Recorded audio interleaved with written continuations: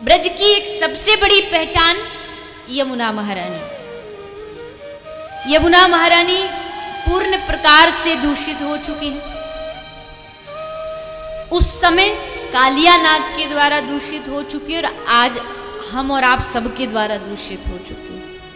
आज के समय में हमने उनको दूषित किया है, पर उस समय दूषित हुई तो कृष्ण ने आवाज उठाई। इस समय भगवान कृष्ण साक्षात रूप में नहीं, पर जो कृष्ण को मानने वाले हैं, कृष्ण का पद चिन्हों पर उनकी भक्ति करने वाले हैं, उनको आवाज उठानी चाहिए कि हमारी गंगा, हमारी यमुना, हमारी नदियां स्वच्छ हो, साफ हो। यमुना जी को इतना कलंकित, इतना दूषित कर दिया जा चुका है कि आप सोच नहीं सकते। पूरे गंदगियां, पूरी दिल्ली के गटरों का, नालियों का पानी यमुना जी में बहाया जा रहा है, जिस पर बहुत प्रयास भी चल रहा है ब्रजधाम के संतों द्वारा, महात्माओं द्वारा, कि यमुना जी को पुनः ब्रज में लाया जाए, एकदम शुद्ध जल। गंगा जी पर तो हमारी भारत सरकार कह रही है कि कुछ किया जाए, प्रयास छोटा मोटा चल भी रहा है और आगे और भी चलता रहे, किंतु यमुना जी पर भी ध्यान देने की आवश्यकता है। गंगा जी फिर भी कहीं हद तक अभी कहीं कहीं दूषित है, यमुना जी तो पूर्ण प्रकार से दूषित हो चुकी है।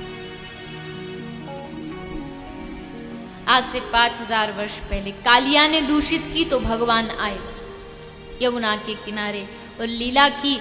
प्रभु खेल खेल में गेंद यमुना जी में गिरा देते हैं, यमुना जी में गेंद चली जाती है और तब यमुना जी के उस गेंद को निकालने के लिए भगवान यमुना जी में कूद जाते हैं और यमुना जी में कूद करके भगवान कालिया से युद्ध करते हैं और कालिया को हरा के उसके फनों पर नृत्य करते हुए प्रभु यमुना जी से बाहर आते हैं और कालिया को यमुना जी से दूर भेज देते हैं और यमुना जी का जल एकदम शुद्ध हो जाता है।